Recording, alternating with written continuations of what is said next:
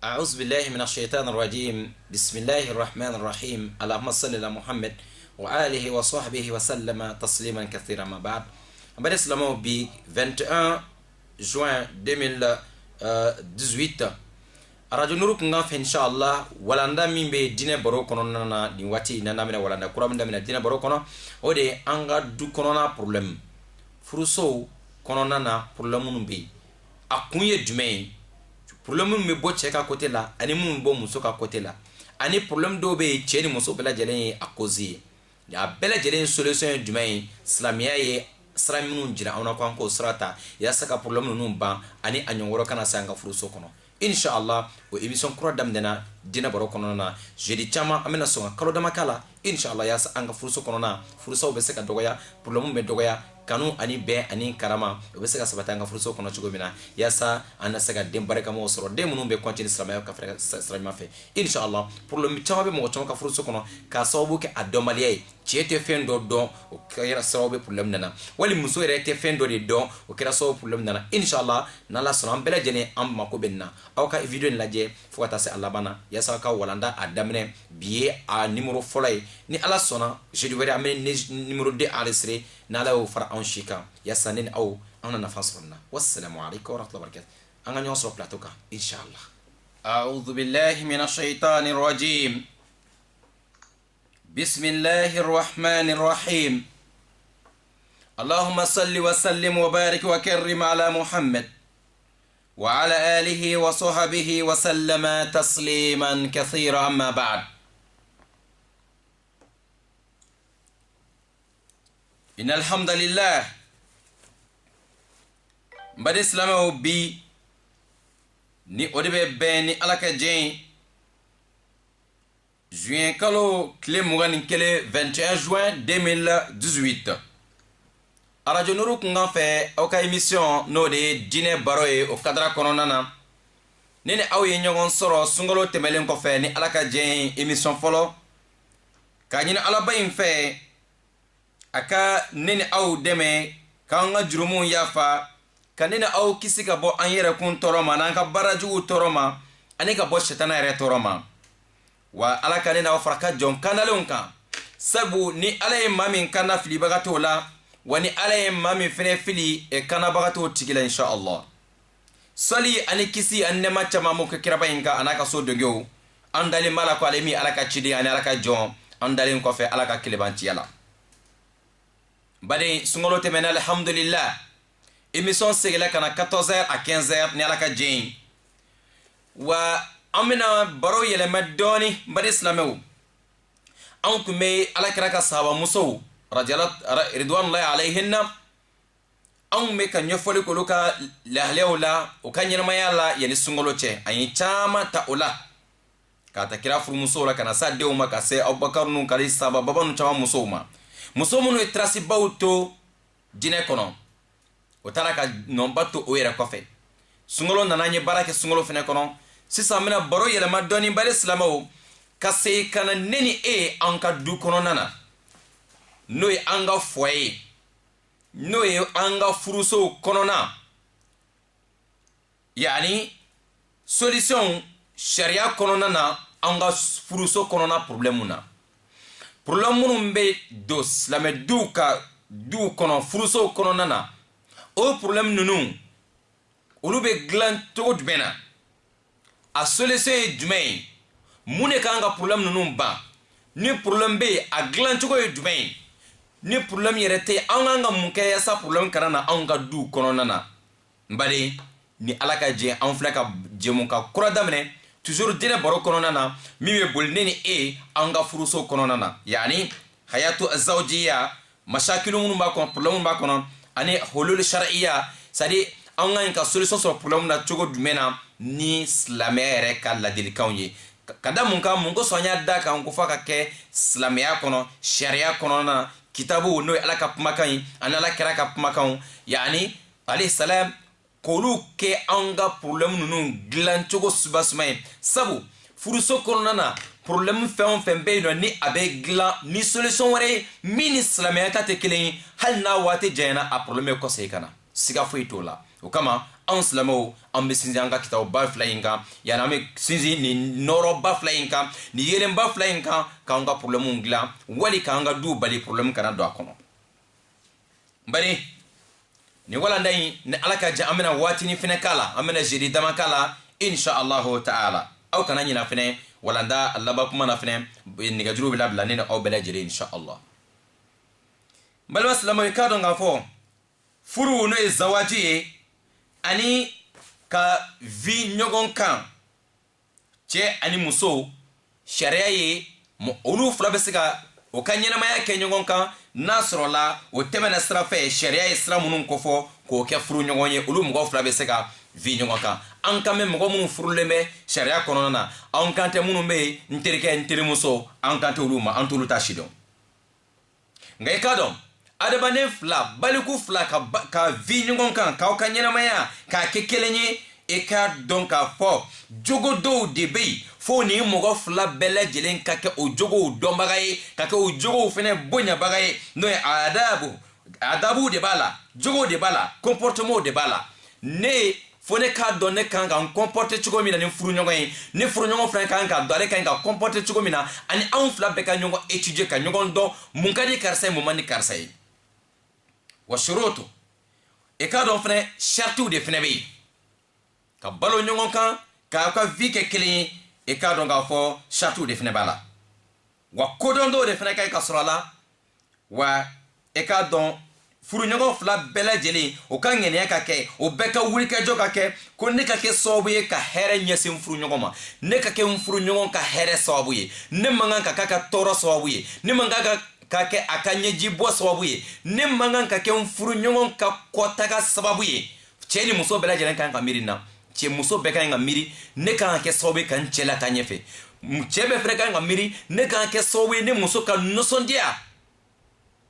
a ka nisɔndiya a kana nimisa a ka nisɔndiya hali a muso ɲɔgɔn cɛ ma a ka nisɔndiya a kun ka kɔrɔta yani a ka furuso kɔnɔna na fo nin furuɲɔgɔn fila bɛɛ lajɛlen nin ŋɛna ɲumanya ka sɔrɔ aw bɛɛ lajɛlen na bari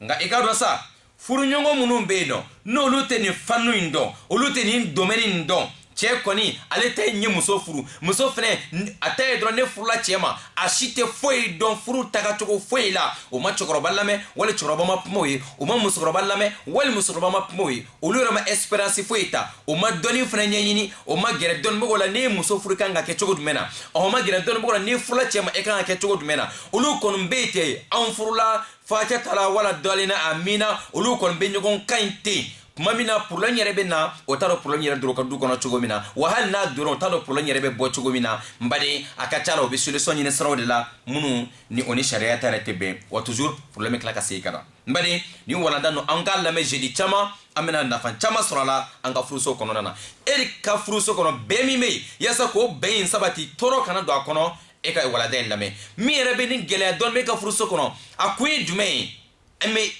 a kun ye jumɛn ye n'i y'a kun dɔn a kan ka dilan cogo jumɛn na a dilanlen kɔfɛ an man ka to a ɲɔgɔn wɛrɛ ka don an ka du kɔnɔ furuɲɔgɔn minnu bɛ yen cɛ min bɛ yen muso min bɛ yen n'a tɛ foyi dɔn nin sira ninnu na e k'a dɔn k'a fɔ olu ka ɲɛnamaya olu ka yani furuso kɔnɔna a problème a banni bɛ gɛlɛya kosɛbɛ fo bɛɛ lajɛlen k'a dɔn e ka jɔyɔrɔ ye jumɛn ye e ka devoir ye jumɛn ye e ka droit ye jumɛn ye n baden silamɛw ni an tilala k'a lajɛ tun an bɛna sɔrɔ k'a fɔ ni mɔgɔ fila in bɛɛ lajɛlen n'o ye furukɛ ani furumuso ninnu ye bɛna mun de kɛ o de filɛ k'a fɔ ko olu bɛ na du de jɔ du min ni denw bɛna bɔ a kɔnɔ o du in bɛ wele ko silamɛ du donc silamɛ du ni furukɛ ni furumuso bɛɛ lajɛlen ka jɔyɔrɔ dɔn e ka dɔn hɛrɛ de bɛna o du in kɔnɔ sabu hali den minnu bɛna bɔ o du in kɔnɔ olu bɛna o fa ni o ba ka tagabolo jate minɛ olu bɛ wuli n'o de ye fɛnɛ automatiquement denw fɛnɛ bɛ wuli o ye lamɔ min ye o y'a sɔrɔ fa bɛ comporter cogo min na denkɛw b'o o jogo in ta ba bɛ comporter cogo min na denmuso b'o o jogo in ta o kama n'an ka maakɔrɔbaw kun wulila ko bɛ taa furu kɛ a ka ca la denmuso o bɛ ɲininkali kɛ ko a ba bɛ cogo jumɛn na a ka ca la denmuso o tɛ ɲininkali kɛ ko a fa bɛ cogo jumɛn u b'a fɔ a ba bɛ cogo jumɛn sabu a ka ca la denmuso a ka ca la denmuso 100 o 100 95 bɛɛ lajɛlen bɛ o ba jogo de ta. O kama an ka mɔgɔkɔrɔbaw kun tɛ muso furu abada ni o tɛ muso in ba jogo dɔn. N baden an ka janto nin yɔrɔ in na kosɛbɛ kosɛbɛ. Ala ka faamuya ko ɲuman d'a ma. Nka nin bɛ sɔrɔ cogo jumɛn, den ɲumanw bɛ na cogo jumɛn, fo a ka taa sɔrɔ cɛ ani muso aw bɛɛ lajɛlen y'a ka devoir dɔn ka aw ka du subasement sigi ka ɲɛ kosɛbɛ ni Ala ko ye. O la den minnu bɛna bɔ kɔnɔ dɔrɔn o den ninnu fɛnɛ bɛ ni o sira kelen ye ka aw ka furu daminɛ kɛ ka a bɛɛ lajɛlen ɲami ka taga k'a fɔ n'aw nana kɔrɔ an bɛ sɔrɔ k'an ka du subasement sigi. Ayi, a bɛ komi i b'a fɛ ka so joli daminɛ sanfɛ. So joli bɛ daminɛ duguma de ka subasement renforcer. O bɛ kɛ ni mun ye, solution foyi t'o la fo ka taa sɔrɔ Ala ko de b'a duguma, fo ka taa sɔrɔ o furu sirila a daminɛ kɛra Ala ko ye. Furu yɛrɛ aw minnu bɛ furu kɔnɔ aw bɛɛ lajɛlen aw bɛ ka Ala ko de bila ɲɛfɛ. O de bɛ taa natɔ yani aw ka du a subasement a bɛ renforcer kosɛbɛ. Wa den minnu bɛ na a kɔnɔ o denw fɛnɛ bɛ na o sira ɲuman in fɛnɛ ta. Bari silamɛw, silamɛ du o kɔrɔ ye silamɛkɛ furula silamɛmuso furula ɲɔgɔn ma. A bɛɛ lajɛlen sigilen bɛ Ala ko kan. O du bɛ wele ko silamɛ du. Den minnu bɛ na a kɔnɔ o bɛ kɛ silamɛdenw fɛnɛ ye. Hɛrɛ bɛ na du kɔnɔ parce que ka d'a kan nin mɔgɔ fila ko o tɛ se ka kɛ du barikalen cogo si la. Du tɛ se ka wele ko silamɛ du cogo si la k'a sɔrɔ furumuso ni furukɛ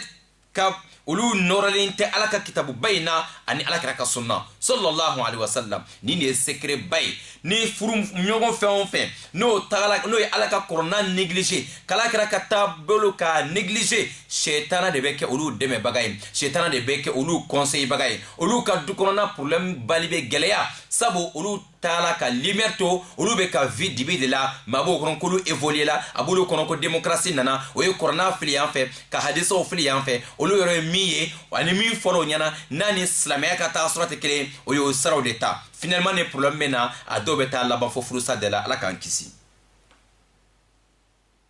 والبيت الذي يقرأ فيه القرآن وتصلي فيه الصلوات ونوافلها ويذكر فيه الواحد القهار صباحا ومساء ويصلي فيه على النبي المختار وبيتا جديرا بأهله أن يكونوا من الأخيار. سومي قرآن بكلامنا الله أكبر. قرآن بكلام سومي كنا فرو كمين فرو مسو من نو يوكا ɲɛnamaya di Ala ma. Olu ka furu sirilen bɛ Ala ko kan. Kuranɛ bɛ kalanso min kɔnɔ cɛ b'a kalan muso b'a kalan. O kɔrɔ ye Ala ko bɛ o du in kɔnɔ. So min ni seli farida 5 bɛ seli a kɔnɔ, cɛ bɛ seli muso bɛ seli. Dɔw bɛ yen bi o ni muso ka kɛlɛkun ka ca mais a ka ca la bi furu saka dɔgɔ bi ko ni muso bana seli ma o furu saka dɔgɔ bi dɛ. Wali ko muso bɔla a cɛ kun k'a sababu kɛ parce que cɛ bana seli ma o furu saka dɔgɔ. Donc o b'a jira k'a fɔ ko furu ni a ma sigi Ala kan. Ni furu fɛnw sirila Ala ko kan, ni furu ɲɔgɔn dɔ banna seli ma don min o furu in bɛ jɔ o yɔrɔ in na kabi o don fo ni a tigi tubila n'o sera ka segin ɲɔgɔn ma. Mais furusa ka dɔgɔ bi ko parce que ko cɛ tɛ seli. Furusa ka dɔgɔ bi ko muso tɛ seli. Furusaw e bɛ taa sɔrɔ kuma wɛrɛw de b'a la min diɲɛ ko ye wali diɲɛ intérêt o. N cɛ ko muso filanan de ta kɛlɛ kun kɛra o ye. Wali ni muso kɛlɛla parce que ko muso filanan ta kɛlɛ kun kɛra o ye. Wali ni muso a tɛ tobili kɛ a kuma na. Wali ni muso bɔra ka taa dugu kɔnɔ k'a sɔrɔ ma jɛn n'a ye. O n'a ɲɔgɔnna ni muso tɛ ne bonya. Mais selibaliya e bɛ taa sɔrɔ e kuma ye denw sɔrɔ ka ban sinon ni cɛ in kɔni a ka seliko tɛ ten dɛ. E kuma ye denw sɔrɔ ni muso in kɔni seliko ma bɔ ma. Ne yɛrɛ kɔni kuma n'a fɛ ka sɛgɛn. Kɛlɛ t'o la bugɔli t'o la muɲu. C'est à dire foyi tɛ o la ni selibaliya yɛrɛ ko kɔnɔ. Ni muso bana kalama a ye kɛlɛ ka dɔgɔ o la bi. Donc anw ko problème ka ban cogo jumɛn na anw taara ka Kurana ye k'o to yen anw taara ka Alakira ka taabolo ye k'o to yen anw bɛɛ lajɛlen silamɛya tɔgɔ b'anw na mais ni min bɛ anw intéressé don min anw b'o ta silamɛya kɔnɔ min tɛ anw intéressé hali ni dɔnnimɔgɔ y'o fɔ an ɲɛna ka si anw tɛ sɔn an b'a kɛ min ka di anw ye a ka ca la furuso problème a banni bɛ gɛlɛya n'an ma segin ka na Kurana ma n'an ma segin ka na hadisaw ma. Kurana bɛ kalanso min kɔnɔ hadisaw bɛ kalanso min kɔnɔ nafilo bɛ seli so min kɔnɔ faridaw bɛ seli so min kɔnɔ. E ka dɔn Allah subhanahu wa ta'ala tɔgɔ bɛ ko fɔ so min kɔnɔ sɔgɔmada fɛ ni wulila i kan ka zikiru minnu kɛ i kan ka dugawu minnu kɛ sɔgɔmada fɛ olu bɛ kɛ du min kɔnɔ. Wula fɛ muso ni cɛ bɛ ɲɔgɔn hakili lajigi yala e ye sɔgɔmada e ye wulafɛla dugawu kalan wa o be ɲɔgɔn hakili lajigi a la ni sun tigɛlen suntigɛ dugawu kalan wa cɛ min ni muso be ɲɔgɔn hakili lajigi ala ko baara la cɛ min b'a muso kunu fajiri seli la muso min fɛnɛ b'a cɛ kunu ko fajiri seli kumasi la ni du ala ko be kofɔ ye kɔrɔnɔw be kalan u be ɲɔgɔn hakili lajigi hadisaw la problème mana don o cɛ n'o muso in cɛ cogo o cogo ni o fila ni kelen do hakili lajigi ala ka kumakan dɔ la ni dɔ ye do hakili lajigi kira ka kumakan dɔ la i bɛ taa sɔrɔ dɔ in baga bɛ faga parce que olu ka furu sirimɛ ala ko kan hali n'a sɔrɔ cɛ de bɛ fili la ni muso y'a hakili lajigi hadisa kelen na wala ala kira ka hadisa kelen na bonya kɔnɔ karama kɔnɔna na i b'a sɔrɔ sitana min tun bɛ cɛ la sitana bɛ taga mais n'a sɔrɔ la hadisa ko kuma tɛ fɔ a ka so kɔnɔ dɔɔni ko kuma tɛ yen foyi de tɛ yen aw kɔni ta ye an bɛ ɲɔgɔn kan ten anw tɛ wajulu lamɛn ka baara kɛ n'o ye ni problème nana bɛɛ b'a ɲɛɲini ka côté la dɛ wa a ɲɛ sɔrɔ man di o la n bɛ silamɛw walibayitu e ka dɔn silamɛ ka so o de ye a bɛ komi yani denw ka marayɔrɔ i n'a fɔ kɔnɔ a b'a a ɲaga da cogo min ni ka a denw bila a kɔnɔ silamɛ ka so e denw fɛnɛ de bɛ na bange o du in kɔnɔ o den ninnu olu bɛ na kɔrɔ o bɛ na lamɔ de lajɛ o bɛ na sɔrɔ aw bɛ sira min kan o b'o sira de ta den min na aw sɔrɔ sira min kan siga foyi t'a la den b'o de ta yala ka baga denw kɔrɔlen ma ko yan denw tiɲɛna denw bangela ka aw sɔrɔ sira jumɛn kan denw bangela aw y'o lamɔ sira jumɛn kan e b'o fɔlɔ jateminɛ kɛ den bangela ka e sɔrɔ sira min kan e b'a dɔn e ni muso den bangela ka aw to min kan aw b'a dɔn o tɛmɛnen kɔfɛ kana se den bɛ se ka ko ɲɛdɔn ka bɔ ɲɔgɔn na tuma min na aw tun bɛ ka ladilikan jumɛn di den ma waati dɔ bɛ yen ni den tɛmɛna o ka waatinin kɔnɔ e ma se ka den bilasira ka e tɛ se den na tun den fɛn o fɛn kana se san 10 k'a se san 15 e ka sɔrɔ sisan ko b'o den corriger baara b'i bolo dɛ a ma nɔgɔ dɛ a bɛ daminɛ kabi den commencer n'a b'a fɔ papa mama o waati kana jɔn den ma n'a ye mɔgɔkɔrɔba sigilen bugɔ kana sɔn a ye e yɛrɛ bugɔ e min y'a masa ye kana sɔn e kana ta denya ma dɛ k'a bɛ san 3 la den dɔw bɛ yen n'i n'o bɛnna e n'o masa bɛ kuma na den bɛ k'i bugɔ fo e yɛrɛ bɛ laban ka gêner masa dɔw bɛ sɔrɔ o waati na ka den ba de bɛ bugɔ ko fali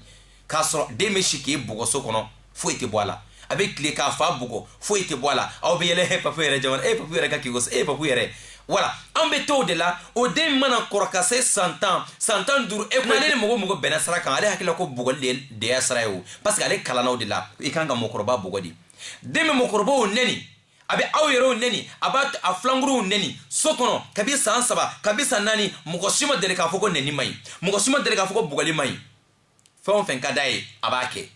fɛn o fɛn ka d'a ye a b'a kɛ mɔgɔ si tɛ se ka ɲɛ jɔ e den na e yɛrɛ tɛ den bɔ foyi la wa sigiɲɔgɔn si tɛ se k'a fɔ karisa a bila a bɛ kɛ kɛlɛ ye ni bɛɛ y'o dɔn e la den ye bɛɛ ta ye dɛ mɛ ni bɛɛ y'a dɔn ko e min kelen ye den k'e ta ye bɛɛ b'a to i bolo ni bɛɛ y'a to i bolo tuma na n'a tolila don min na a bɛ to e kelen kan mɔgɔ b'a fɔ karisa den sinon n'a ɲɛna a bɛ fɔ ko anw den n balimakɛ n balimamuso an ka janto ala ko la an ka furuso kɔnɔna na n bali silamɛw wa i k'a dɔn tun wa fɛn caman de bɛ yen nɔ min kɛra sababu ye ka an ka du ɲuman fɛn o fɛn a basira kuranna ni hadisaw kan du fɛn o fɛn n'a tolila ka kɛ du cɛlen ye den cɛlenw bɔra a kɔnɔ a sababu bɔra ka bɛ du yɛrɛ subasement fa ni ba ka sigi k'o yɛrɛ ɲininka bɛɛ kelen kelen dogolen ɲɛ bɛ e yɛrɛ la e ye ka muso furu mun de kama ala ko kama wala a ka cɛɲa kama wala a fa ka nafolo kama wala a ba ka nafolo kama e y'a furu diɲɛ fɛn dɔ kama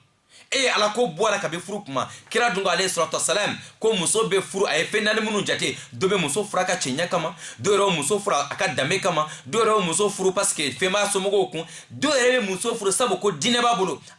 alakira ko ni mɔgɔ min bɛ muso furu diinɛ kama k'o tigi de bolo bɛn yɔrɔ ɲɛna ko i k'i gɛlɛya cogo bɛɛ lajɛlen na e ka furu ka kɛ ala kama ko ye diinɛ ko ye walahi n'i ye muso furu diinɛ kama don o don dɔ bɛ fara o valeur kan ka taa sabu n'i ye muso furu a ka cɛɲa kama n'a si sanga sera yɔrɔ dɔ la cɛɲa in bɛ taga o tuma na kanu bɔ ka furu kɔnɔ dɛ n'i ye muso furu a ka danbe kama n'i nana mɛn don dɔ k'a fa ye ko kolon dɔ kɛ a furu kun tiɲɛna dɛ n'i ye muso furu ko nafolo b'a kun wali nafolo b'a somɔgɔw kun nafolo n'o banna don min na furu bɛ sa wa men demi furu la furu mi sigira ala ko kama muso in furu ala kama muso fene somogo sona ko demso di o man fo ko chekai o man fo ko nafulo bakun o man fo ko afabeta o ye den furu ka di kamele ma sabu ko ala ko babulo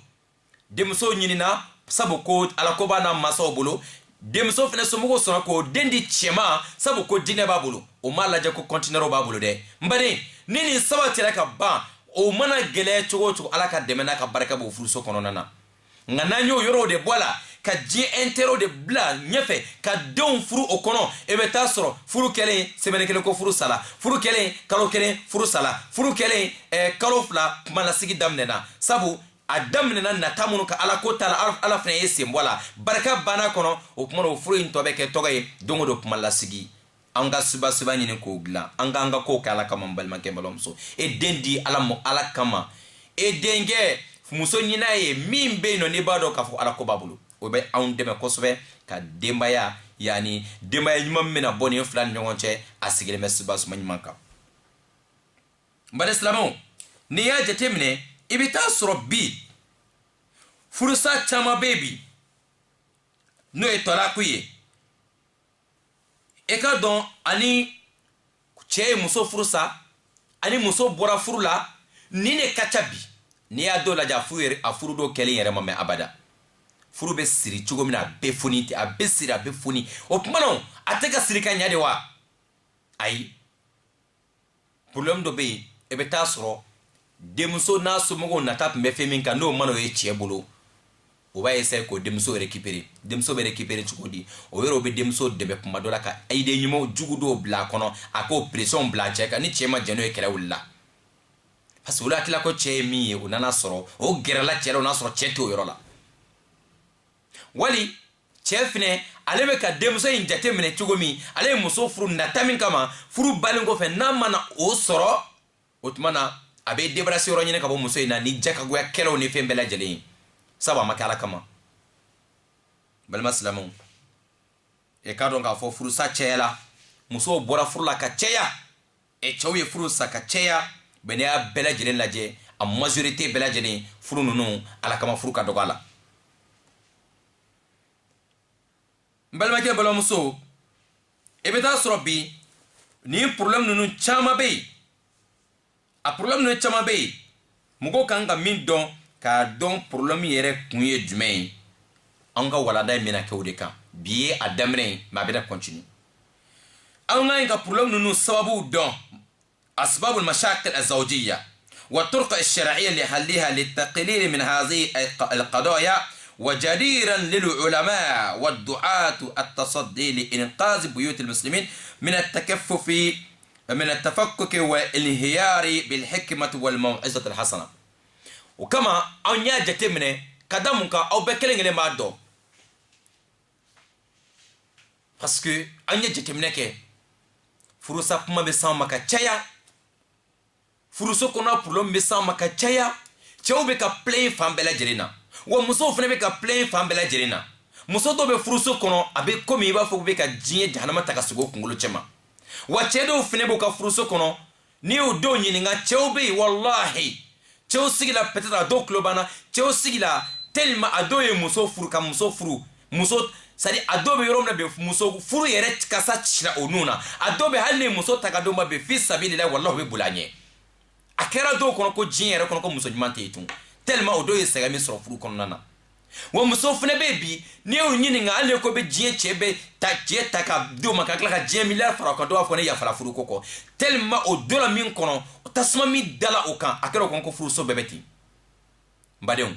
anya soro problem chela kojugu o kama jala onye ni wati ngono anga boroke ni wala na yasa ni problem furu sa baba chama nunu be seka dogaya furu so konna problem be seka dogaya wa o kele no fene je m'invite ani don baga bela jere anga yani fere soro tugo bela jere na yasa ni furu sa bamba nunu be seka chaya e obesika dogoya chugo mina furusa be dogoya chugo mina mango besika dogoya anga foyo kono chugo mina ni dmei ni wajuru nyumaw yi ani conseil nyumaw ani hakli nyumaw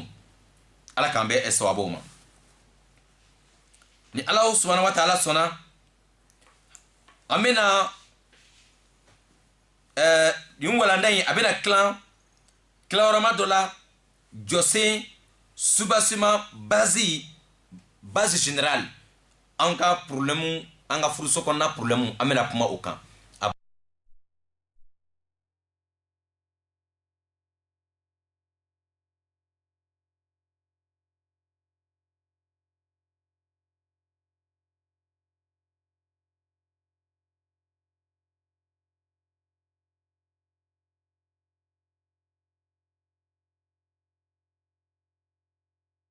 ko problème ba ani a ɲɔgɔn wɛrɛ kana na walanda tilayɔrɔma sabanan bɛna kɛ jumɛn ye ni tilayɔrɔma in kelen kelen bɛɛ bɛ se ka jeudi hakɛ dɔ ta an bɛ ka baara daminɛw de fɔ ɲɛna walanda yɔrɔ dɔ bɛna se problème minnu bɛ yen n'a solution yɛrɛ sababu ye bɔra muso la muso kɛra problème minnu sababu ye furuso kɔnɔna na an bɛna kuma o kan ani sira jumɛn kan ka ta problème min n'a sababu bɔra muso la o tumana tilayɔrɔma naaninan o bɛna kɛ jumɛn ye mashakilu yatasabbabu fiha azawjan wa hululiha o bɛna kɛ muskila minnu bɛ problème bɛna furuso kɔnɔ mais alors a sababu furukɛ nɔ b'a la furumuso nɔ b'a la an bɛna kuma base ba naani de kan base fɔlɔ c'est à dire o ye solution générale an ka couple bɛɛ kɔnɔ furuso bɛɛ kɔnɔ solution générale k'an ka problème ban an bɛ kuma o kan filanan problème min sababu bɔ cɛ ka côté la an bɛna kuma o kan a n'a solution a bɛ dilan cogo di a sabanan yani problème min bɛ bɔ muso ka côté la a n'a dilan cogo ye jumɛn ye an naaninan an y'o de fɔ min bɛ bɔ furukɛ ni furumuso bɛɛ lajɛlen ka côté la a solution ye jumɛn ye a bɛ dilan cogo jumɛn na bari silamɛw wa nin bɛɛ lajɛlen an bɛna kuma kan ni kumakanw de ye minnu bɛ bɔ kuranna kɔnɔna na ani alakira ka sunna jɛlen yɛrɛ ani dɔnnibaga ɲumanw dɔnnibaga kɔrɔtalenw dɔnnibaga minnu ni expérience b'o la furuso kɔnɔna dilanni problème na olu ka expérience faralen ɲɔgɔn kan ani kuranna ayaw ani hadisaw yasa inshallah o bɛɛ lajɛlen bɛna fara ɲɔgɔn kan k'a kɛ walanda ba kelen ye inshallah ka continue jeudi dama dama n'ala sɔnna wali kalo dama nin walanda in kan yasa an bɛ se ka nafa sɔrɔ an ka furuso duman ninnu na shetana kana se ka dogoyɔrɔ sɔrɔ furuso kɔnɔ cogo minnu na n baden silamɛw nin de bɛna kɛ baara fanba ye k'a ɲini ala subahanahu wa taala fɛ a ka ne dɛmɛ ani aw ni baara in kɛcogo ɲuman na n baden an y'a fɔ k'an bɛna kuma fɛn ba naani min kan nin tun ye introduction ye walanda ɲɛbila n'ala sɔnna an bɛna da don yɔrɔ dɔ la sisan n'o ye subasuma fɔlɔfɔlɔ ye o ye jumɛn ye o de an k'a ɲini k'a dɔn yani problème yɛrɛ a sababu ye jumɛn ye ani a bɛ se ka don sira jumɛn fɛ an ka furuso kɔnɔ ma'rifatu asbabul mushkila ka furuso yɛrɛ kɔnɔna problème min bɛ n'a kɔnɔ a sababu ye jumɛn ye ani mun bɛ se ka a tɔ yani ni problème ninnu bɛ anw sɔrɔ problème min bɛ yen déjà a sɔrɔla mun fɛ a kun bɔra mun na e ka dɔn a sababu ba dɔ filɛ nin ye furuso kɔnɔna problème sababu belebeleba dɔ filɛ peut-être mɔgɔ caman bɛna étonné a bɛna mɔgɔ caman kabakoya an bɛna o min fɔ mais a tɛna kɛ kabako ko ye mɔgɔw bolo minnu delila k'a ɲɔgɔn ye wali a bɛ minnu da la u ka so kɔnɔ o de filɛ ajizu rajul ala al-infaqi ala ahlihi furukɛ cɛ ka dɛsɛ ka dépense kɛ a ka somɔgɔw kan cɛ bolo dɛsɛli cɛ fanga banni financièrement cɛ ka nafolo dɔgɔyali a kan ka charge minnu bɛɛ ta du kɔnɔ o tali gɛlɛyali cɛ ma o se ta ye tun o kɛra sababu ye ka na ni problème ye furusow dɔw kɔnɔ bɛɛ ta t'o ye dɛ an bɛ baro bɛ taa ɲɛfɛ dɔw ka problème principal ye cɛ bolo dɛsɛla an bɛna segin ka na toujours furu fɛn o fɛn n'a ma kɛ ala kama n'a kɛra diɲɛ nata kama ni cɛ bolo dɛsɛla don min problème bɛ commencer ka don furuso kɔnɔ siga foyi t'o la sabu den n'a somɔgɔw tun ɲɛ bɛ cɛ ka poche kɔnɔna na o kun ɲɛ bɛ cɛ ka magasinw na lajarabilu nana cɛ fanga dɛsɛla a tun bɛ min kɛ den somɔgɔw ye wala a bɛ min kɛ den yɛrɛ ye wala a bɛ min kɛ ni e k'a dɔn ni cɛ bolo dɛsɛla don min problème min na mais a tɛna fɔ cɛ abada sabu ko e kɛra fantan ye o kama ko problème bɛ yen kuma dɔ la nin muso ninnu dɔw ala an bɛ ka min fɔ an balimaw aw b'a dɔn an ka baara ye min ye kuma caman de bɛ se anw ma an bɛ wele de su ni tile anw tɛ ka mɔgɔ ka secret bila kɛnɛ kan mais an bɔla problème ba caman de kalama ani a sababu ye fɛn minnu ye ka caya anw y'a essayer ka walanda nin fara ɲɔgɔn kan pour que yani o expérience kɔnɔ ani dɔnnibagaw wɛrɛw ka expérience kɔnɔ ani kuranɛ ayaw ni hadisaw yaasa an bɛ se ka ɲɔgɔn solution sɔrɔ nin problème na c'est à dire ni furu ma kɛ ala kama n'a kɛra cɛ ka poche kɔnɔna kama ni poche commencera ka dɛsɛ cɛ bɛ commencer muso bɛ commencer a tɛ cɛ sago kɛ tun mais a tɛ n'a jira la bada ko i ka fantanya don dɛ a bɛ na ni problème wɛrɛw de ye min ni nafolo ko cɛ ka jan ɲɔgɔn na k'a sɔrɔ o tɛ a dɔw ye a somɔgɔw yɛrɛ de bɛ o idéw d'a ma parce que u b'a fɛ k'o den bɔsi la k'a di mɔgɔ wɛrɛ ma furu fɛn o fɛn ma kɛ ala kama ne ye buranw sigilen ye don o don u bɛ den di cɛ ma don min ala kama kuma minnu fɔla san hakɛ dɔ tɛmɛnen kɔfɛ o ka tila ka k'o fɔ sinon karisa yɛrɛ tun bɛ a nɔfɛ o karisa yɛrɛ tun b'a nɔfɛ an y'a jɛn o la k'a di nin ma ne y'o kuma natɔla ye halisa siga b'a la k'a fɔ e tun b'a di ala kama fɛn o fɛn n'i y'a di ala kama e tɛ nimisa o la fɛn o fɛn n'i y'a kɛ ala kama e tɛ sigi ka miiri o la an y'a di sinon ni tun b'a nɔfɛ o yɛrɛ filɛ min ye bi magasinbaw filɛ o bolo n'i y'o ye buranw ɲɛ da don o don o bɛ ka min fɔ da la est ce que a sera kɔnɔ na n baden cɛ bolo dɛsɛli a kɛra sababu ye ka problème na an ka furuso caman kɔnɔ bi cɛ bolo dɛsɛli minnu ma deli k'a problème ye peut-être olu bɛ jɔ nin yɔrɔ in na k'a sɔrɔ a fanga ka bon kosɛbɛ cɛ dɛsɛli n'a ma dépenser kɛ so kɔnɔ kun dɔ fɛnɛ b'a la fantanya tɛ kuma dɔ la a dɔw bɛ se ka kɛ imma an yakuna lil bukhli minhu urubama kuma dɔ la cɛ ka dɛsɛ ka du dépenser kɛ a bɛɛ tɛ fantanya fɛnɛ ye a bɛɛ tɛ lajarabili ye mais a dɔw ye cɛ dɔw fana ka tigɛmangɛlɛya ye dɔw ta ye o bolo banna de o ye kelen ye dɔw ta ye ale dɛsɛ ka du dépenser kɛ mais a kun ye jumɛn ye cɛ yɛrɛ de tɛgɛ ka gɛlɛn a tɛ dépenser kɛ musow kan a tɛ dépenser kɛ denw kan a tɛ dépenser kɛ min fɛn o fɛn a ma a ka wajibi ye a bɛ dɛsɛ k'a kɛ k'a sababu kɛ tigɛmangɛlɛya ye k'a to a kun o ye problème de ye min bɛ kɛ sababu ye a n'a muso tɛ bɛn to fɔ la parce que muso b'a dɔn k'a b'i kun e bɛ ban k'a kɛ o man di furumuso si ye k'a ye cɛ banna ka jɔ a ka cɛya jɔyɔrɔ la muso si t'o fɛ diɲɛ kɔnɔ n'a si t'i ye muso b'a dɔn i ye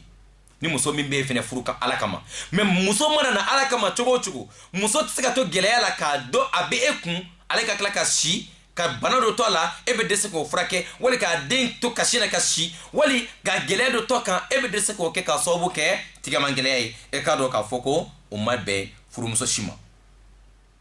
a dɔw bɛ yen cɛ dɔw ta salibagatɔya wali diɲɛ kanu a ka nafolo bɛ ta ka don diɲɛ kow de la k'a ka furumusow k'a n'a ka denw k'a ka denbaya to gɛlɛya la e k'a dɔn ninnu bɛɛ lajɛlen nin bɛ se ka kɛ problème ye ka kɛ problème ba ye an ka furusow kɔnɔna na n baden wa kullu sababun e k'a dɔn nin bɛɛ lajɛlen bɛ se ka kɛ problème sababu ye mais o furakɛ cogo ye jumɛn ye o furakɛli insha allahu ta'ala don nataw la aw ka continue aw ka walanda lamɛn don nataw la aw bɛna caman faamuya bi iznillahi ta'ala cɛ min ni a ka furuso kɔnɔna problème ye cɛ tɛ se ka dépenser kɛ n'a kɛra fantanya ye an bɛna dɔ fɔ o la wali n'a fɛnɛ kɛra cɛ ka tigɛmangɛlɛya ye nin bɛɛ lajɛlen a problème bɛ régler cogo jumɛn na a solution ye jumɛn ye don nataw la bi iznillahi ta'ala aw ka continuer ka nin walanda lamɛn chaque jeudi de 14h à 15h 14h pile yani à 14h52 minutes voilà parce que 52 minutes de b'an bolo voilà émission bɛɛ lajɛlen o de ye sa bi iznillahi ta'ala n'ala sɔnna an bɛ taa nin walanda in ye dɔɔni dɔɔni nka aw kana ɲina yani k'a fɔ ko fɛn bɛɛ lajɛlen a solution belebeleba kuranna ani hadisa ani an ka furuw kɛ ni diinɛ ye diinɛ bɛ cɛ bolo wali diinɛ bɛ muso bolo an ka furuw kɛ o kan n'an ka furu k'o kan furusa bɛ dɔgɔya ko caman bɛ yen a bɛ dɔgɔya an ka furuso kɔnɔ ni ala sɔnna nin walanda nin y'a numéro 1 ye an bɛ continue walanda ye alamisa wɛrɛ nka bi wula in na aw bɛ se ka bɔ walanda in na à partir de 21h ashhadu anna muhammadan abduhu rasul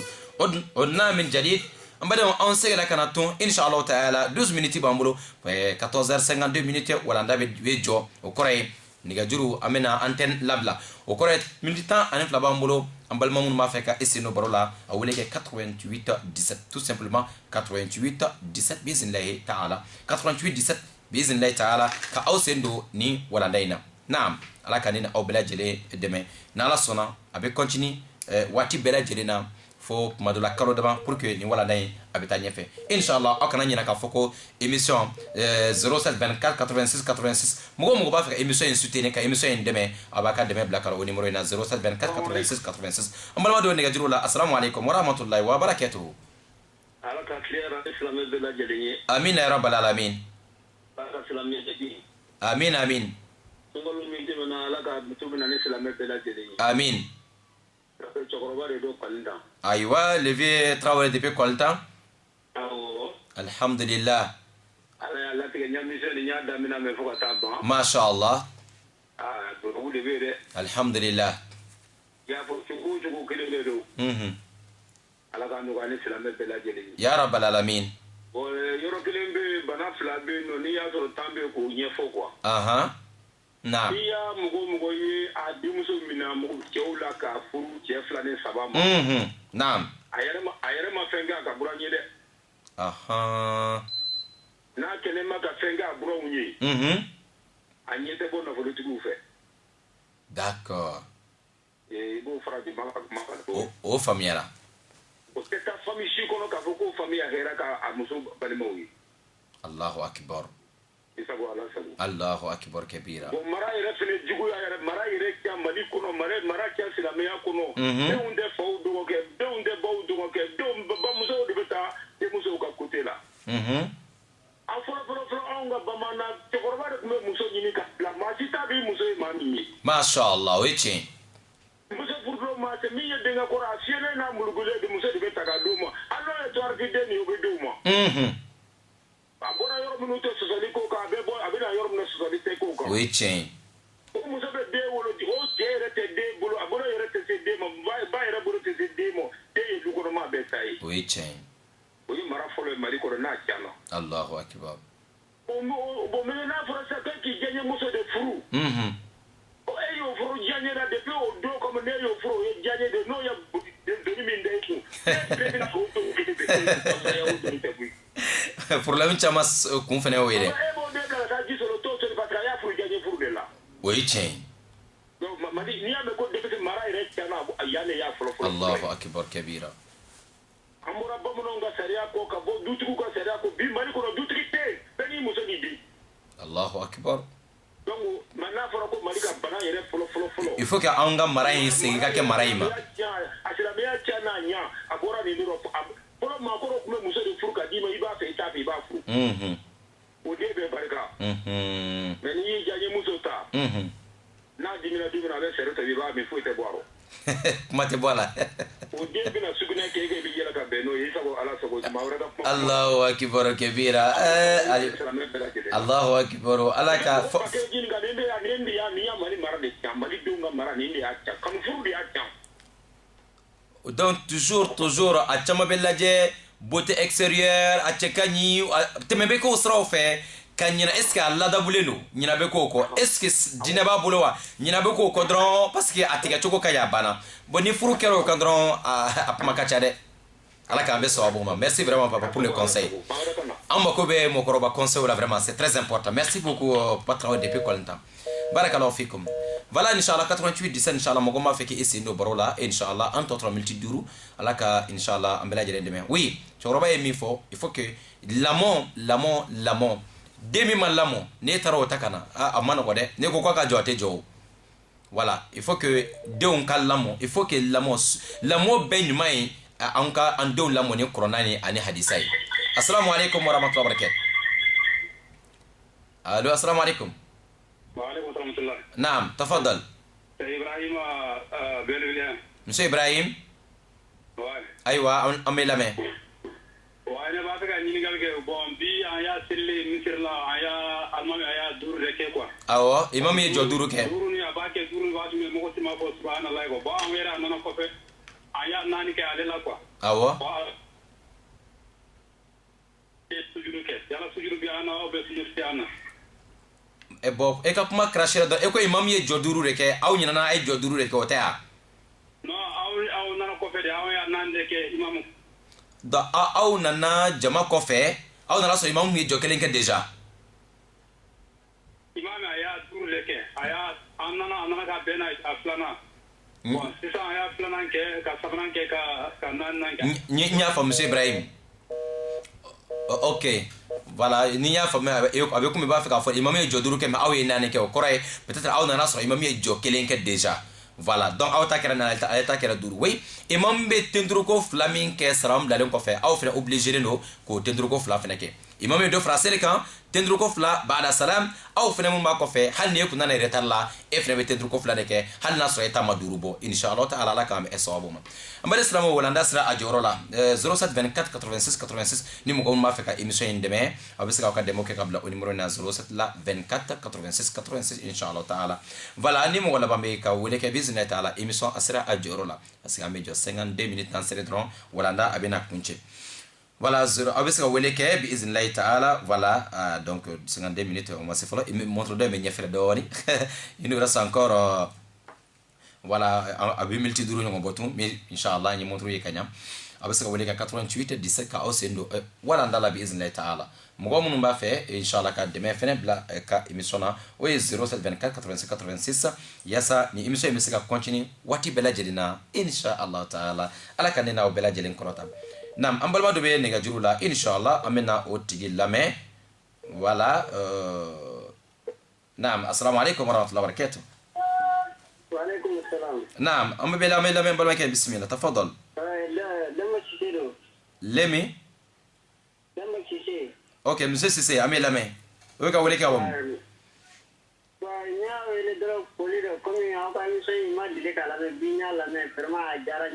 alhamdulillah, ala ka jala inshallah, monsieur Sissé.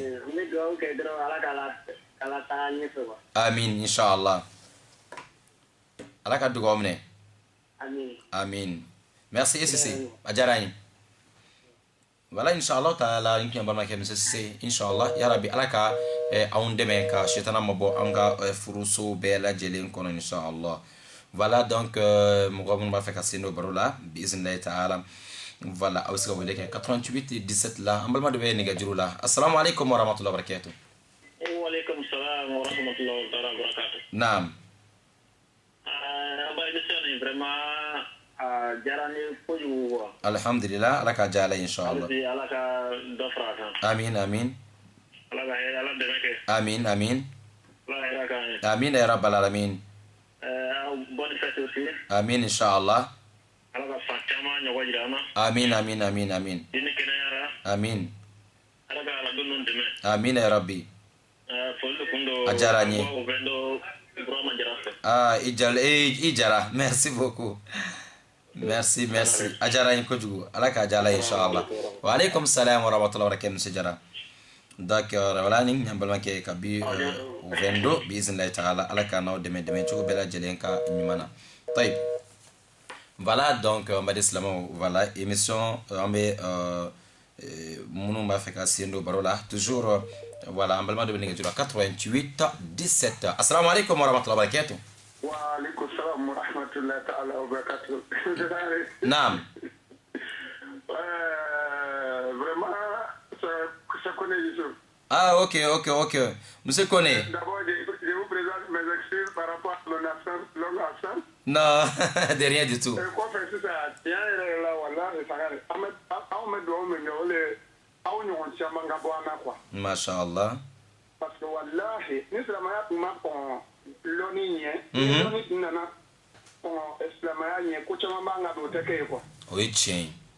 wallahi aw be kuma mun fata ala ka fara aw shi ka fara ke aljina amin ka fara ke shi ja ani kan ya drajima ni barajima o lu kono na kan fara yonga amin ngani won aljina kono ala ka fara ka wi ya rabbal alamin vraiment na tu vraiment ça quand on t'écoute ko e kala ko wallahi ala ka don chama dama inshallah donc sumaru min do namro ala ka ta here bayambe ma ya rabbal alamin ala ka ummi an jema anga non na fasro ko ma profiter da awle ka donc on na amin inshallah donc vraiment allô connexion aywa ama fuka amina inshallah monsieur kone be dugola mais avec comme réseau be katika doni inshallah jazakumullah khair ala kane sara ala kane krota kone yusuf avec comme be katika tika sama ya tu inshallah voilà donc bika barok menine kan halisa anya jara wala chukumna jeudi were avec continue ni ala ka jen problème nun kelengele mimi bo cheka côté là mimi bo muso ka côté là ani fuka ta se furusa yoro manala sona assalamu alaikum. Assalamu alaikum. Allô? Oui, assalamu alaikum wa rahmatullahi wa barakatuh. assalamu alaikum. Wa alaikum salam wa rahmatullahi wa barakatuh. Alhamdulillah. D'accord, on va le mettre là inshallah. D'accord, ama jira kafuko walanda asira ajoro la kurun sira ajoro la biiznillah ta'ala. Voilà donc mo ba feka inshallah wele okay. Kuma dola amina nyongo soro alam sabare wala ndai abese ka segala mais à partir de 21h inshallah ce soir inshallah division biiznillah ta'ala. Dernier appel, assalamu alaikum. Ibi roma jeka bo radio la inshallah. Assalamu alaikum. Alaikum salam. Naam, ambala muso bismillah milame ibi mo bo radio la doni wala ba kanjigi. Aywa bismillah basi tala inshallah. Amin ya rabbi. Amin amin amin. Amin amin amin. Ala ka jala inshallah. Aywa mama bismillah aniche. Masha Allah. Amin amin amin. C'est vrai, pas travailler de contact. Merci. Oui, tiens. Apma ka chare vraiment. Amano gore vraiment, amano gore. Wari beba. Oui, tiens, ça c'est vrai. Amin, amin ya Rabbi. Ya Rabbi. Amin. Amin ya Rabbi. Merci beaucoup. Wa alaikum salam wa rahmatullahi wa barakatuh. Merci beaucoup Ambagma Ani Allah Mbaka Bela Jeli Walanda be join yoro inshallah. On se retrouve jeudi prochain inshallah même heure 14h à 15h inshallah. Wa hadha wa akhiru da'wana alhamdulillahi rabbil alamin. Wassalamu alaikum wa rahmatullahi wa barakatuh inshallah. Arakambe watina tola abesaka émission baro numéro wele ko fe ni question woro babulo. Merci. الحمد لله الذي بنعمته تتم الصالحات واشهد ان لا اله الا الله وحده لا شريك له واشهد ان محمدا عبده ورسوله. نعم mbare islamo bi walanda a numéro folo an bola ko enregistrer sisan inshallah mi ni aw ya famia an be ka boli fe min kan o ye ne ni aw bɛɛ lajɛlen kan ka sira jumɛnw ta furu kɛcogo ani nata furu dɔɔni ka bɔ o la yasa dɔ bɛ bɔ anw ka problème ba nin bɛɛ lajɛlen na mais ni ala ka jujɛn ye n'an ye walanda nin suit fo ka taa se a numéro caman ma fɛn caman bɛ yen nɔ problème caman bɛ yen ne ni e a bɛ na a tɛna se ka don an ka furuso kɔnɔ ala kana problème don an ka furuso kɔnɔ gɛlɛyaw furuso minnu kɔnɔ ala ka bɛn ni karama ani kanu ani hinɛ ani makari o don furuso ninnu bɛɛ lajɛlen kɔnɔ ka sitana yɔrɔ ma janya ka bɔ anw na k'an ka furusow sabati k'o basigi k'o subasimaw kɛ o ka sigi kɔnɔna ani alakira ka taabolo kan o bɛ kɛ sababu ye ne ni aw an bɛna lafiya inshallah merci aw ka lamɛnni ko ɲuman na merci aw ka filɛli kɛ ko ɲuman na numéro min filɛ video laban na juste 00241 07 24 86 86 o ye émission dina baro numéro ye minnu b'a fɛ ka dɛmɛ lase émission in ma gabon kɔnɔ wali diɲɛ ɲɛfɛ aw bɛ se k'an wele numéro in na wali ka aw ka message bila whatsapp la inshallah yasa ni émission in an bɛ nin baara in na mais a bɛ sara de kalo o kalo dinɛ a mako bɛ aw ka dɛmɛ la émission in mako bɛ aw ka dɛmɛ la diɲɛ fatan n'an bɛɛ lajɛlen na wa haza wa akhiru da'wana أن الحمد لله رب العالمين والسلام عليكم ورحمة الله وبركاته كم بكم ورا رجل نوركم غافي merci